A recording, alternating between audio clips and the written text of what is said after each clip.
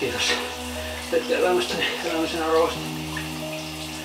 Teitte sitä matkan, josta harva osaa edes uneksia.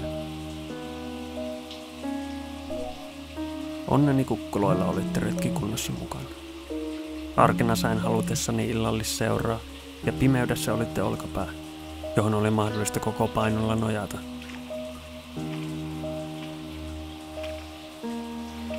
Anteeksi, etten päästänyt teitä kaikille reissuilleni mukaan. Olin kai itsekäs, kun kerroin tarvitsemani aikaa ja tilaa. En osannut kaikkia tunteitani selittää, en itselleni, en kenellekään.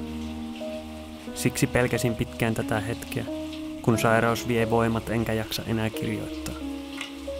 On vaan pakko levätä.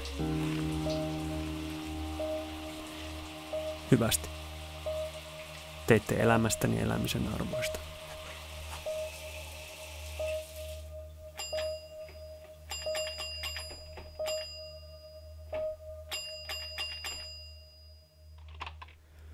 Kiitos, kun piditte mut elossa.